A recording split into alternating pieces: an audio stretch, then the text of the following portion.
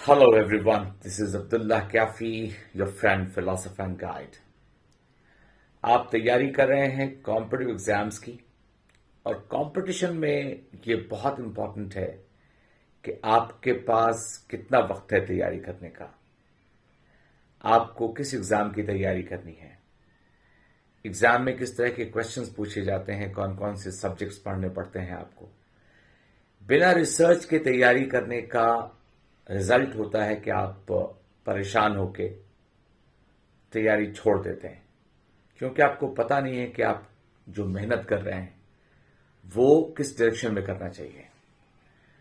तो मुझे ये बात पता है कि हिंदुस्तान में जितने भी बड़े एग्जाम्स होते हैं उसमें सारे पेपर्स के साथ साथ इंग्लिश एक ज़रूरी पेपर है। उसके बिना बहुत कम एग्जाम्स हैं जिसमें इंग्लिश एक सब्जेक्ट के तौर पे नहीं पूछा जाता है। और इस बात को जानना जरूरी है कि इंग्लिश को हम कैसे बिल्डअप करें उस लेवल तक कि हम क्वेश्चंस क्रैक करें। आप कैट एग्जाम्स की तैयारी कर रहे हैं या किसी भी दूसरे एमबीए एंट्रेंस एग्जाम्स की या एसएससी की एग्जाम्स की बात कर रहे हैं या डिफेंस के एग्जाम्स की बात कर रहे हैं, तो इंग्लिश है। और इसमें हर बार आपसे वही ग्रामर बेस्ड क्वेश्चंस पूछे जाते हैं, वोकैबुलरी बेस्ड क्वेश्चन पूछे जाते हैं और रीडिंग स्किल्स पे क्वेश्चंस पूछे जाते हैं। आपको भी इन्हीं तीनों चीजों पे काम करना है ईमानदारी के साथ। और ये तभी पॉसिबल है जब आप डे वन, देखिए एक बात मैं बताना चाहता हूं कि जो बच्चे किसी इंग्लिश मीडियम स्कूल में पढ़ के आए हैं और जो बच्चे हिंदी मीडियम स्कूल में पढ़ के आए हैं, उन दोनों के लिए कॉमन ये बात है कि कॉम्पिटिटिव एग्जाम्स के लिए जो अंग्रेजी होती है वो एक अलग बॉल गेम है। तो आपका बैकग्राउंड जो भी रहा हो, अब आप जब शुरू कर रहे हैं अपनी तैयारी कंपटीशन की, तो यहां पे आप सब बराबर हैं, एकदम बराबर। मैं अपने बहुत लंबे तजुर्बे से ये बात कह रहा हूं कि जो बच्चे ये महसूस करते हैं कि वो इंग्लिश मीडियम बैकग्राउंड के हैं तो उनको इंग्लिश की तैयारी नहीं करनी पड़ेगी, तो ये उनको इनका ये आइडिया गलत है, इलॉजिकल है। क्योंकि यहां पे इंग्लिश का टेस्ट कम है, यहां पे इंग्लिश में गहराई का, इन डेप्थ अंडरस्टैंडिंग का टेस्ट है। आपकी वोकैबुलरी का टेस्ट कम है। आपके पास उन वर्ड्स का स्टॉक होना चाहिए जो थोड़े इनफ्रीक्वेंट हैं या फिर स्टैंडर्ड के न्यूज़पेपर्स में बार बार यूज होते हैं, अच्छे ऑथर्स यूज करते हैं। तो ये एक टाइम टेकिंग प्रोसेस है। लेकिन मैं आपको बताता हूं कि जिंदगी में वक्त बहुत तेजी से गुजरता है। आपको लगता है 6 महीने, 8 महीने, 10 महीने लगेंगे, लेकिन ऐसा बिल्कुल नहीं है। ये 7-8 महीना बहुत तेजी के साथ गुजर जाता है।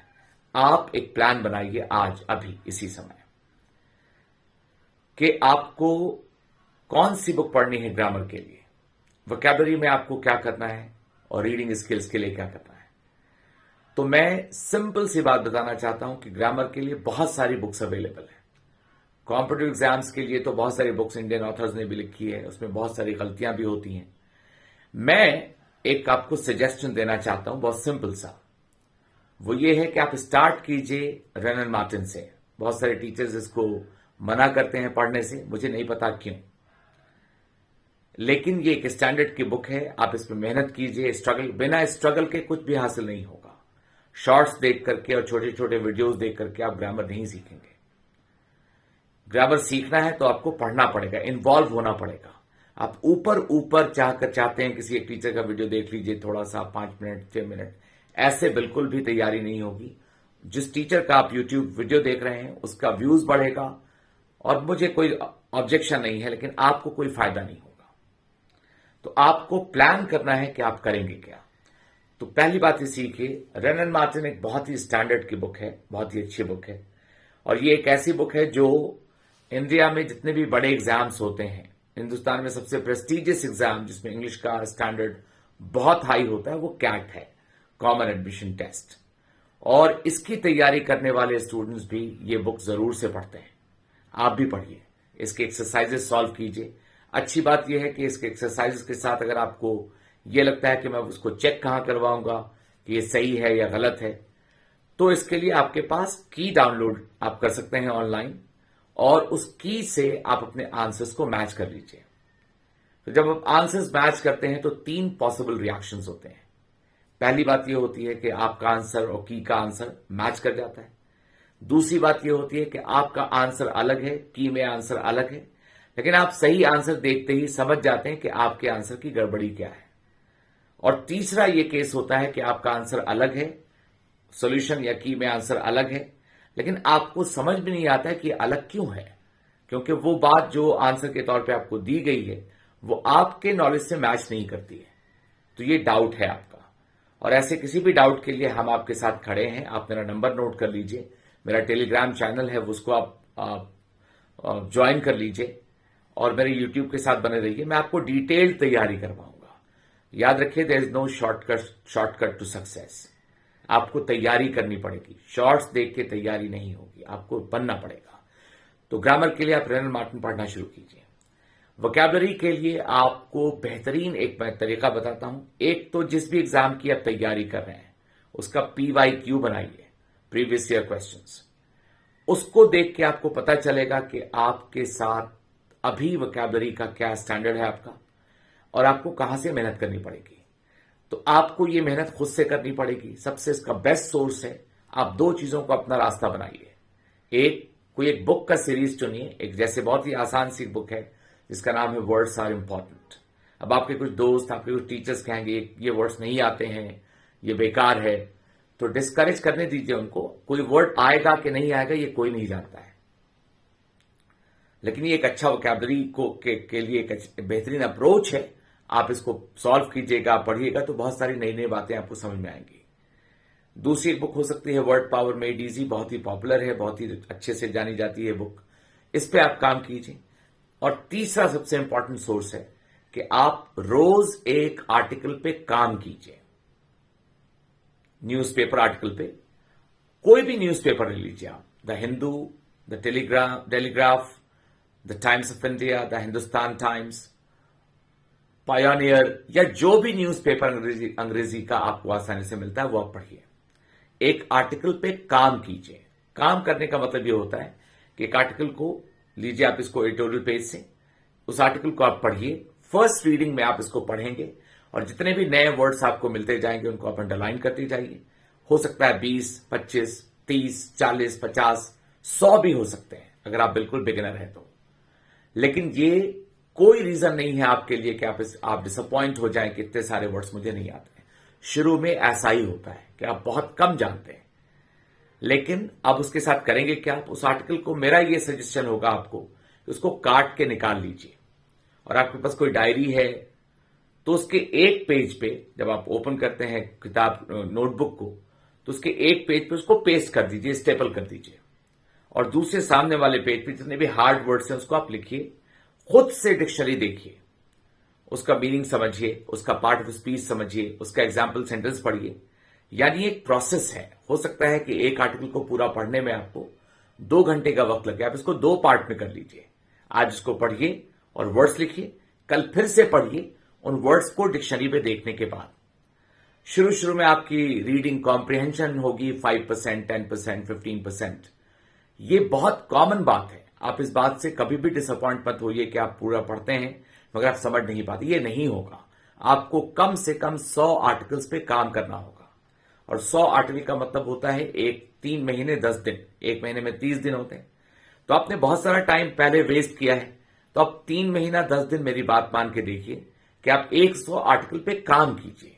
आपका ब्रेन वैसे काम करने लगेगा जैसे कॉम्प्रिहेंड किया जाता है चीजों को, वैसे आप करने लगेंगे। तो ये मिनिमम काम है जो आपको करना है। रेनन मार्टिन पूरा पढ़ना है। वोकैबुलरी के लिए वर्ड पावर मेड इजी पे काम कर सकते हैं आप, इंग्लिश में ये बुक है, या वर्ड्स आर इंपॉर्टेंट के सीरीज पे आप काम कर सकते हैं। और रीडिंग स्किल्स के लिए आपको बेसिक काम करना पड़ेगा कि आप न्यूज़पेपर के आर्टिकल्स पे काम कर रहे हैं। याद रखिए मेरा वर्ड काम करना, पढ़ लेने में और काम करने में अंतर है। तो ये 3 काम कीजिए। उम्मीद करते हैं कि ये जो होगा हम लोगों का किसी भी काम करने का एक स्टेज होता है। तो फर्स्ट स्टेज ये है, आप धड़ाम से अभी से अगर आप चाहिएगा क्वेश्चन सॉल्व करना शुरू कर दीजिए। ये नहीं होगा, और होगा भी तो आप बहुत अच्छे हैं तो आप शायद बहुत अच्छा कर लीजिए। लेकिन आमतौर पे जो मेजॉरिटी है स्टूडेंट्स की, वो गलत स्ट्रैटेजी की वजह से खुद को परेशान करते हैं। तो अपनी स्ट्रैटेजी स्ट्रांग कीजिए, बहुत अच्छे से सोच समझ के काम कीजिए। आपको बहुत मजा आएगा कि आपने जो काम करना था फर्स्ट स्टेज 1 में वो आपने किया। अब स्टेज 2 में होगा कि हम क्वेश्चन सॉल्व करना शुरू करेंगे, प्रीवियस ईयर क्वेश्चंस या मॉक टेस्ट आप दे रहे होंगे। तब आपके पास एक रीजन होगा टेस्ट देने का, आपको पता है कि आप एक बेसिक काम कर चुके हैं। लेकिन शुरू में उसके बाद भी टेस्ट देने के बाद आपको वो रिजल्ट नहीं मिलेगा जो आप सोच के बैठे हैं टेस्ट देने में, क्योंकि टेस्ट का देना एक अलग स्ट्रैटेजी है, फिर से एक अलग बॉल गेम है। आपका नॉलेज टेस्ट में अप्लाई हो जाए, इस बात की गारंटी तभी होती है जब आप टेस्ट लगातार देते रहते हैं। आप हर टेस्ट से नया कुछ सीखेगा, आपको पता चलेगा कि आपका स्ट्रेंथ क्या है, कहां कहां आप अच्छा कर पा रहे हैं, आपको पता चलेगा आपकी वीकनेसेस क्या है, आपको पता चलेगा कि कौन से ऐसे क्वेश्चंस हैं जो आपको अटेम्प्ट नहीं करने चाहिए। बहुत सारे क्वेश्चंस ऐसे भी होते हैं एग्जाम में, कॉम्पिटिटिव एग्जाम की बात कर रहा हूं मैं, जो ट्रैप्स होते हैं। वो स्टूडेंट्स को ट्रैप करने के लिए कि उसमें बहुत सारा टाइम लग जाए या गलत अटेम्प्ट हो जाए, क्योंकि ये कॉम्पिटिटिव एग्जाम है, यहां आपको कोई चुनने नहीं आया है, आपको रिजेक्ट करने आया है।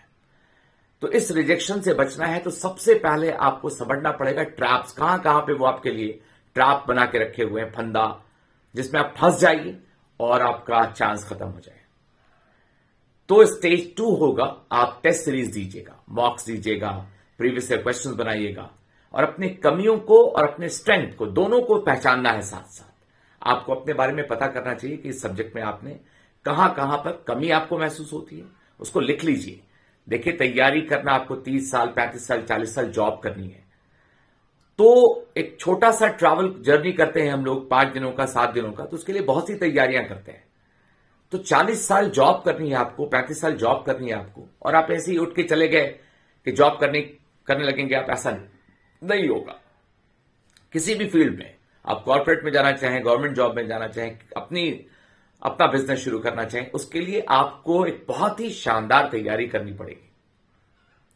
और मैक्सिमम, मुझे पूरा ये कॉन्फिडेंस इस बात का कि अगर आप 1 साल मैक्सिमम, अगर आप जीरो हैं, आप कुछ नहीं जानते हैं, तो 1 साल अपनी जिंदगी का पूरी तरह से डेडिकेट कर दीजिए अपने करियर बिल्डिंग के लिए। आप यकीन कीजिए कि आप बहुत अच्छे ढंग से, बहुत अच्छे तरीके से अपनी तैयारी कर लेंगे। ये जो भीड़ है, वो बेचारे, उन बच्चों को देख के मुझे अफसोस आता है जो कोचिंग इंस्टीट्यूट्स के बाहर में, लाइब्रेरीज में, यहां वहां भीड़ में पढ़ रहे हैं। वो मेहनत जरूर कर रहे हैं, मगर रिजल्ट आप खुद आपके सामने है। रिजल्ट किन बच्चों का होता है, ये बात आपको पता होनी चाहिए। उन्हीं बच्चों का रिजल्ट होता है जिनके पास इन डेप्थ नॉलेज है, एम्पल प्रैक्टिस एक्सपीरियंस है, बहुत अच्छे से वो प्रैक्टिस कर चुके हैं और उनको स्ट्रैटेजी पता है कि एग्जाम कैसे दिया जाता है। तो ये सब over a period of time होगा। अचानक से आपको कोई नहीं सिखा सकता है कि देखो ऐसे होना चाहिए। और कई बार कुछ बच्चे पूछते हैं, सर ये कैसे करें, वो कैसे, ये करना है आपको। तो आपको जो मेथड सूट करता है वो मेथड बेस्ट मेथड है। मेरी शर्ट का साइज मेरे बॉडी के हिसाब से होना चाहिए। मैं अपने पापा को देख करके, अपने टीचर को देख के, अपने भाई को देख के, अब किसी ऐसे आदमी को देख के जिसको मैं बहुत पसंद करता हूं, उसके हिसाब से उसका साइज खरीद लूंगा, या तो वो ढीला होगा या छोटा होगा। तो आपको अपने बारे में खुद ये सोचना है कि आप किस तरह से अपनी तैयारी करने वाले हैं, ताकि तैयारी करने के बाद आपका दिल ये गवाही दे कि आपने वो तमाम जरूरी काम कर लिया है जो तैयारी करने के लिए करना चाहिए था आपको। फिर रिजल्ट तश्त में रख के मिलेगा आपको, आई प्रॉमिस। वो तश्त में रख करके, जैसे आपको चाय सर्व की जाती है, वैसे आपको रिजल्ट सर्व किया जाएगा। मैं ये पूरे कॉन्फिडेंस के साथ कह सकता हूं। उम्मीद करते हैं आपने मेरी बात समझा होगा। और साथ ही साथ मैं ये बताना चाहता हूं कि अब मैं रेगुलर आपके साथ बना रहूंगा आपकी तैयारी के साथ, लेकिन ये कोई शॉर्टकट मेथड नहीं होगा। हम लगातार काम करेंगे, पढ़ते रहेंगे, बहुत मजा आएगा। और यूं गुजर जाता है 6 महीने का वक्त, आप इत्मीनान के साथ काम कीजिएगा। याद रखिए, ग्रामर के लिए रन एंड मार्टिन, वोकैबुलरी के लिए न्यूज़पेपर, और साथ में जो बुक है मैंने बताई, वर्ड पावर मेड इजी और words are important. Reading skills के लिए न्यूज़पेपर के 100 एडिटोरियल आर्टिकल्स पे काम करना है। ये मेरे पूरे इस डिस्कशन का समरी है। और इसके बाद स्टेज 2 होगा, टेस्ट सीरीज देने का, मॉक टेस्ट देने का, अपने स्ट्रेंथ और वीकनेस को पहचानने का। उसके बाद आप पूरी तरह से तैयार हैं, एग्जामिनेशन हॉल में जाइए और तोड़ फोड़ मचा दीजिए। ठीक है, ऑल द बेस्ट। फिर मिलते हैं अगले वीडियो में, बहुत सारी बातें करेंगे, लेकिन अगले वीडियो में हम कुछ पढ़ाएंगे। बातें बहुत सारी हो चुकी हैं, अब पढ़ाने का वक्त आ गया, तो नेक्स्ट वीडियो में आपको मैं ग्रामर का एक टॉपिक पढ़ाना शुरू करूंगा। इंतजार करते रहिए और बने रहिए मेरे साथ। All the best.